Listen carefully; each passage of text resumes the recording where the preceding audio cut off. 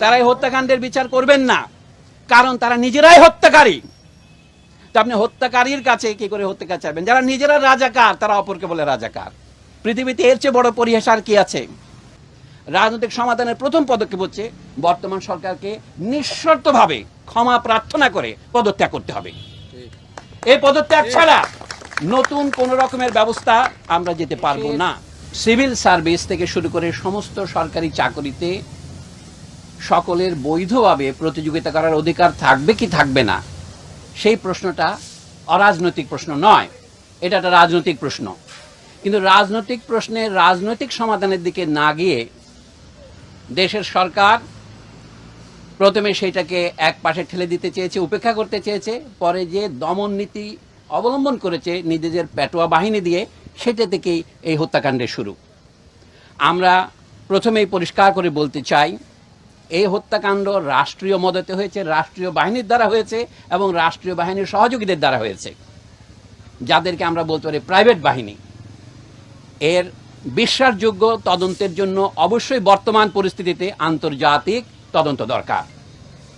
আমরা আমাদের নিহত, আহত, গুম হওয়া এবং নির্যাতিত জাতীয় জনগণের পক্ষ থেকে সেই দাবিকে অকুণ্ঠ সমর্থন জানাই।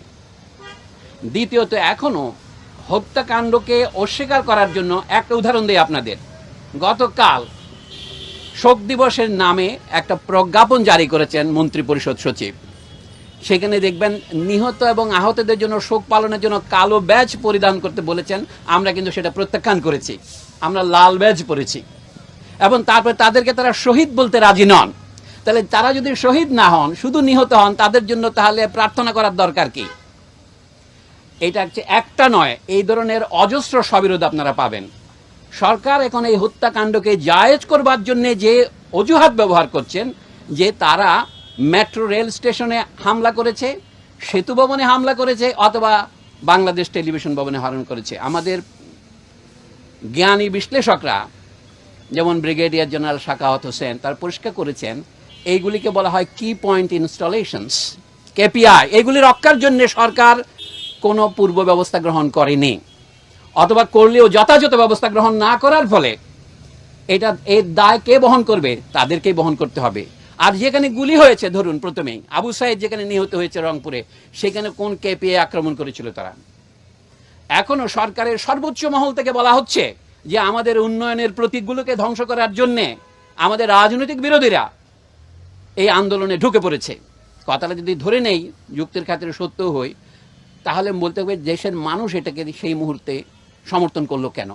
ধরুন মিরপুর 10-এ অথবা অন্যান্য যে মেট্রো রেলে আক্রমণ করলো কেন? আমাদের দেশের অথবা যে কোনো ঔপনিবেশিক দেশের ইতিহাসের সাথে যারা পরিচিত, এমনকি ইউরোপের দেশের ইতিহাস যারা পরিচিত, তারা জানেন মানুষ যাকে ক্ষমতার দম্ভের প্রতীক মনে করে সেটাকে হামলা করে। আমরা বলেছি সরকারকে ক্ষমা চাইতে হবে। এখন সেই পর্যায়ে পার হয়ে গেছে। এখন জনগণের পক্ষ থেকে ক্রমশ ধ্বনি উঠবে, এই সরকারের ক্ষমতা থাকার অবস্থায় আপনারা কি কেউ বিশ্বাস করেন তারা এই ন্যায় বিচার করতে পারবেন? তারা এই হত্যাকাণ্ডের বিচার করবেন না, কারণ তারা নিজেরাই হত্যাকারী। তো আপনি হত্যাকারীর কাছে কি করে হত্যাকার চাইবেন? যারা নিজেরা রাজাকার তারা অপরকে বলে রাজাকার। পৃথিবীতে এর চেয়ে বড় পরিহাস আর কি আছে? মানে যারা খুনি তারা আজ আমাদের বলে খুনি, যারা বিশ্বাসঘাতক তারা আমাদের বলে বিশ্বাসঘাতক। ক্ষমতার সর্বোচ্চ কেন্দ্রের চারদিকে তো রাজাকাররা বসে আছে। এবং যে ছাত্র যারা 2000 সনের পরে জন্মগ্রহণ করেছে তাদেরকেও তারা রাজাকার বলছেন। আমরা এখানে দাঁড়িয়েছি শুধুমাত্র যারা নিহত হয়েছে তাদের আত্মার মাগফিরাতের জন্য নয়, যারা বেঁচে আছে তাদের আত্মার মাগফিরাতের জন্য। আমাদের মাগফিরাত হচ্ছে, মাগফিরাতের মূল কথা হচ্ছে ক্ষমা, আল্লাহর কাছে ক্ষমা চাওয়া। আল্লাহ গফুরুর রহিম। এবং যারা নিহত এবং আহত এবং যারা নির্যাতিত, এখন নিপীড়িত এবং যারা পলাতক, আমরা তাদের প্রতিকার চাই। এবং তাই প্রতিকার সম্ভব হবে যখন দেশের সমগ্র জনগণ ওদের মতোই বেরিয়ে আসবে। বলা হচ্ছে এটা শুধু ছাত্র যুবকদের আন্দোলন, আসলে এটা ছাত্র যুবকদের আন্দোলন নয়, এটা সারা দেশের আন্দোলনে পরিণত হয়েছে এবং পরিণত হতে চলেছে। আন্দোলন বন্ধ হয় নাই, আন্দোলন বন্ধ হবে না। আমরা আজকে শিক্ষক হিসেবে দাঁড়িয়েছি, কিন্তু আমরা শিক্ষকতার বাইরেও আমাদের সামাজিক ভূমিকা আছে। আমরা তো ভোটারও বটেই। এবং সবচেয়ে আমি একটা আত্মসমালোচনা করব, আমরা আমাদের যথাযথ ভূমিকা পালন করিনি। একটা কথা আপনাদের বলি, আমাদের ধারণা ছিল বেসরকারি বিশ্ববিদ্যালয়ের ছেলে মেয়েগুলো ফার্মের মুরগি, ওরা রাজনীতি করে না, এটা ঠিক ওদেরকে রাজনীতি করতে দেওয়া হয় না, উৎসাহিত করা হয় না।